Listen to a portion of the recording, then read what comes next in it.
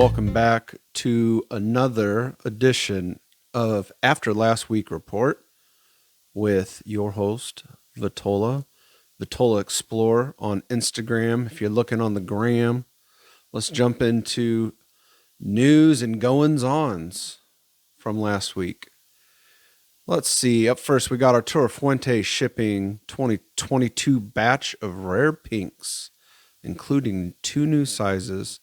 So for anyone that's not aware, the Rare Pinks is for breast cancer research. So I think $13 of every box goes to cancer research. Of course, you're getting Fuente, that delicious Dominican Fuente tobacco. The packaging's, pretty cool looking. It's very Opus X packaging. I would smoke one if I could get my hands on it, but the prices aren't too crazy either. I mean, you're talking anywhere between $7 and $12. I think the most expensive one is the Queen of Hearts, which is $17. But you're getting that Fuente quality. It's going to a good cause. I'm down. So I want to try and get my hands on some of those. Another piece of news that I thought was interesting, and by the way, this is a short week. There's not much going on. Not much going on at all. But CAO is bringing the Vision back. If you remember, maybe 2 years ago, CAO came out with Vision. It was this really ornate, modernistic box. I guess ornate's the wrong word. Very modern looking box, but it was lighted up. There was like a kind of like a inverse, like a V-shaped lighted up symbol on the box. They're coming back out with Vision again for 2022. This time it's a new blend, so it's not the same blend as last time. It looks much darker on the wrapper. And the box is like lighted in a different way, so now it almost looks like a dresser drawer, and it kind of has like 2 drawers full of cigars in it. I don't know. CAO doesn't excite me too much nowadays. Honestly, I'm actually more pumped up about CAO because of Tim Osgener getting back into cigars, which I know has nothing to do with CAO, but just listening to interviews recently, it makes me realize that I came in after they had sold CAO and were out of the business. And it kind of just makes me nostalgic for what CAO used to be, it sounds like. So, I don't know. We'll give it a shot. I know there's some people listening that'll make fun of me because they're not CAO people, but that's what it is. Now, I am excited about this next one. Next story. HVC Black Friday. Oh, if you haven't had an HVC Black Friday, you're missing out on one of the best cigars. Hands down, HVC's Broadview cigar, not Broadview, Broadleaf cigar. They do like a vintage broadleaf cigar that is delicious. Black Friday, again, delicious. I think I've had every Black Friday except for the first year they came out with it. And it's a great cigar. It's a good price point. It's just, you need to have it if you haven't had it. It's MSRP in for $8.50. So like I said, price point's great. Let's see what we can find out here on the blend. Ecuadorian Habano, 92. Wrapper over Nicaraguan tobaccos from Esteli and Jalapa. There's no Ligero in this blend. So the fact that they note that, I'm assuming means there was Ligero previously, but there isn't now. But yeah, I'm looking forward to it. Everything HVC does is amazing. So get your hands on the Black Friday when it comes out. If you have never smoked it, or if you have smoked it and you're looking forward to the yearly release, it is limited. There's only 600 boxes. So it's definitely something you want to jump on. Now, this could end up not being a cigar I ultimately end up liking, but I've always liked the design and concept behind them. The cigars are pretty good. It's not like they're, bad cigars by any means, but Viaje is announcing their new pepper release. So if you've ever seen, the Viajes are wrapped in like the colored aluminum foil on the bottom. There's like a red one, a green one, and they relate to different peppers. So I like the concept of it. I like the look of it, but we'll see how the cigars are. And then they're also coming out with the Skull and Bones Mystery series. I don't know what that's all about. I don't know that they've. I think they may have done some bone and skull stuff before, but I'm really looking forward to more of the peppers. They've done the jalapeno, they've done ghost pepper, they've done Carolina Reaper and Scotch Bonnet, and so I'm gonna try and get my hands on them when they come out. EP Carrillo, they're getting new bands. I'll be honest with you, Half Wheel has this story, and they're rebanding basically. I don't know exactly what you call the line. It's their best rated line, right? So like La Historia, Encore, Pledge, Allegiance. There's that 4 sets of cigars. They're basically banding, but I can't tell the difference. The bands look really similar to what I've always assumed the bands are. But this article is just curious to me because I don't necessarily know why they would do it. And I believe the Allegiance is their new blend in that like series. So I'm always looking forward to a new EP Carrillo cigar. I'm imagining by looking at it, I don't know how much information has come out on Allegiance. It looks like it's a Habano though. So that's right up my alley. Give me a little Habano love. Last thing. Southern Draw is going to hold a Facebook contest on Black Friday for their Peccadilloes. So that earlier this year they came out with that 4-pack and you could vote on what you liked. I'm kind of unclear on how the contest works because I did vote. So I don't know if my vote is what registered me for the contest, but they're giving away some like absolutely kick-ass prizes, dude. Like I think first place was like a trip to AJ Fernandez factory, like all, trips completely paid for. And you get to basically tour AJ's factory, learn about the process of making cigars, a tutorial on all the tobaccos that were used in the different blends, and even the chance to blend your very own cigar from Southern Draw that'll eventually be released.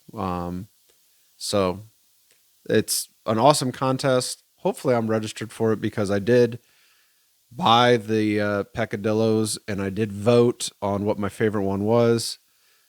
If you see that little 4-pack sitting around in your local humidor, buy it. I mean, they're great cigars. They're AJ, they're Southern Draw. I enjoyed every single one of them. I can't remember which one I voted for, but I either voted for the Barber Pole or what I'm assuming is the Habano. So the Connecticut was good, but it wasn't what I was looking for, mainly because Southern Draw has one of the best Connecticut's I've ever smoked, which is Rose of Sharon. So when you got the bar set that high, I'm expecting absolute gangbusters when you come out with another Connecticut.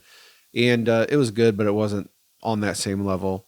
And then what I'm assuming is the Maduro was also good, but it wasn't. It's the Barber Pole and the Habano just stood out to me as being head and shoulders above the rest. So that wraps up news. So let's jump into some reviews. Half Wheel reviewed the Ferio Tego Timeless 10-year anniversary. Now I know I'm going to be one of those cigar noobs that's talking about things that blenders and brand owners tell me aren't real things, but my cousin loved Nat Sherman timeless. I remember smoking one of his Nat Shermans, and I thought it was mediocre. I thought it was not a very good cigar.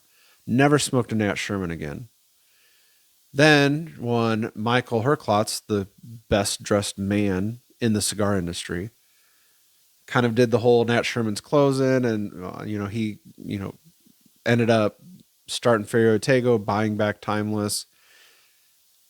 I understand that the cigars are made with the same tobacco by the same families and the same factories, and the only difference is that they're made for Ferio Tego, not Nat Sherman. Nothing has changed. With that being said, maybe this accounts for the mental,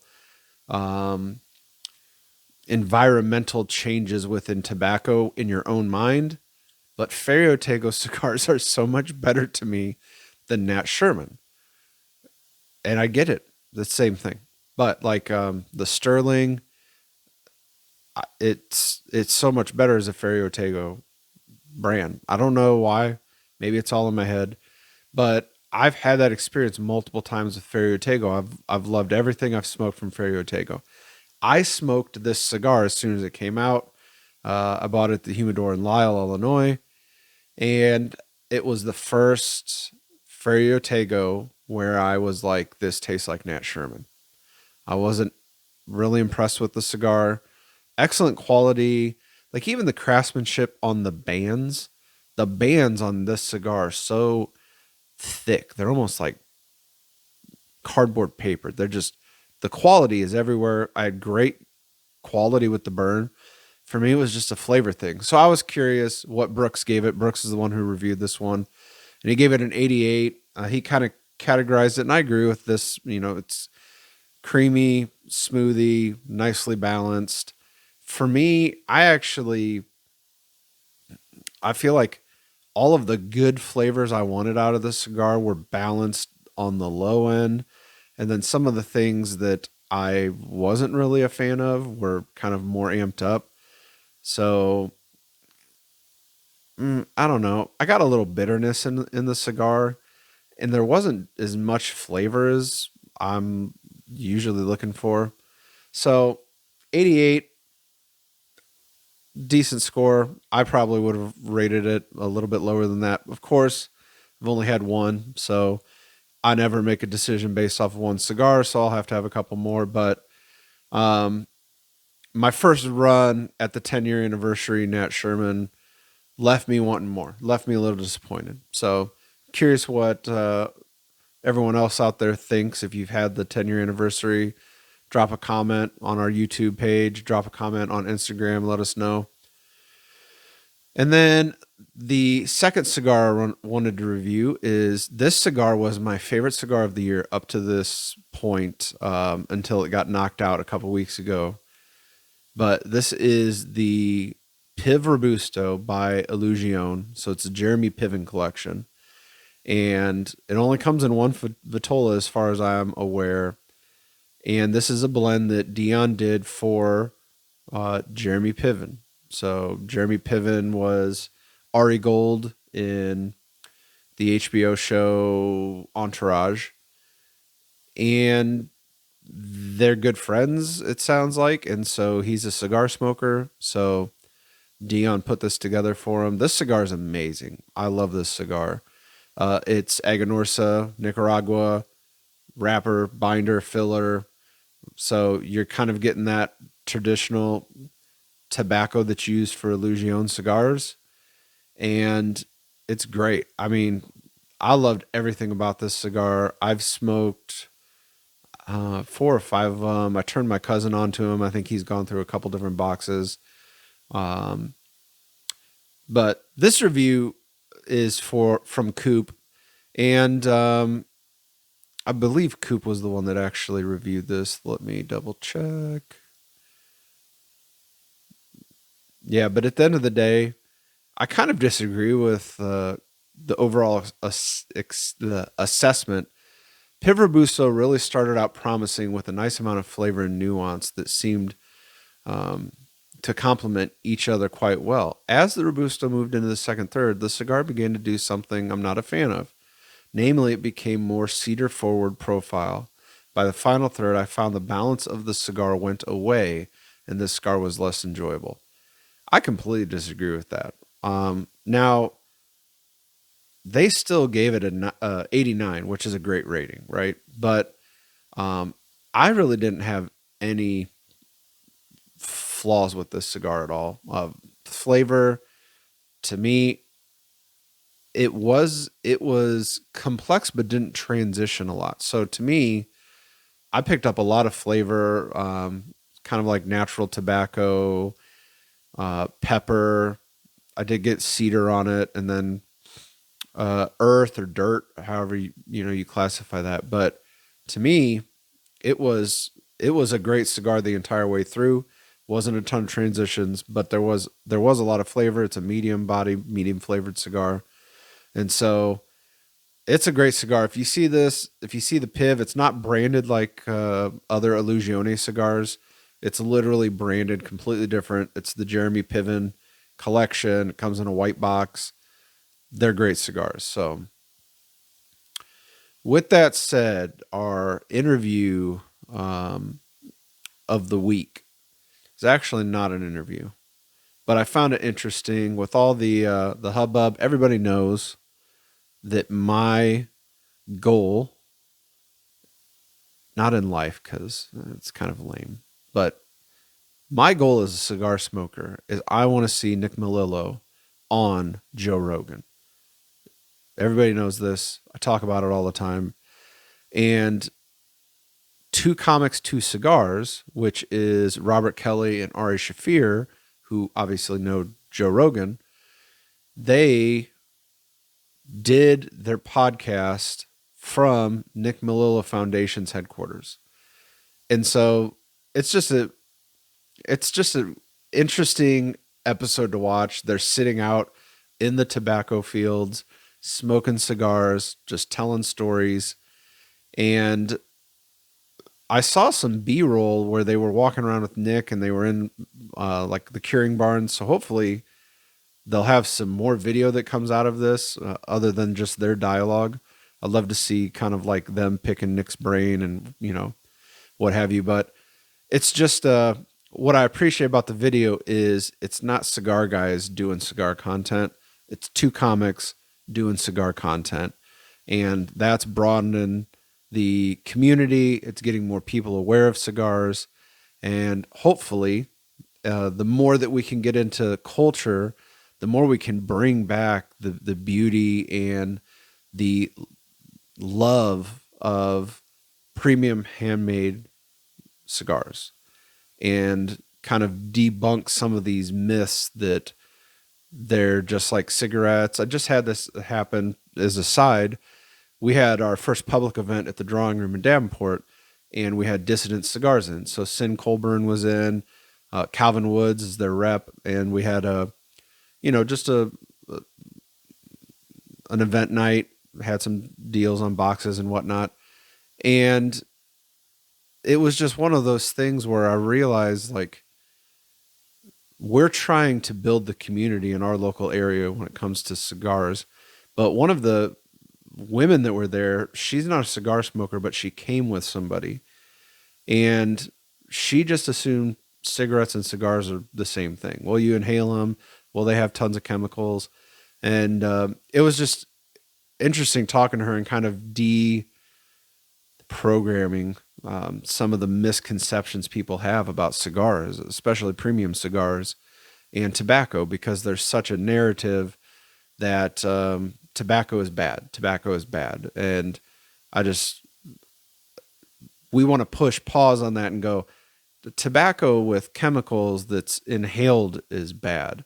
Tobacco itself is an all-natural product that's gone through a fermentation process and is not inhaled and is enjoyed for taste, is a different thing than cigars or than cigarettes. And so hopefully we get more mainstream buy-in, more people who enjoy cigars putting it out in their context, whatever their context is. For Ari Shaffir and Robert Kelly, it's part of this podcast they do. And hopefully this is just the beginning. But go check out Two Comics, Two Cigars on YouTube. Watch their video.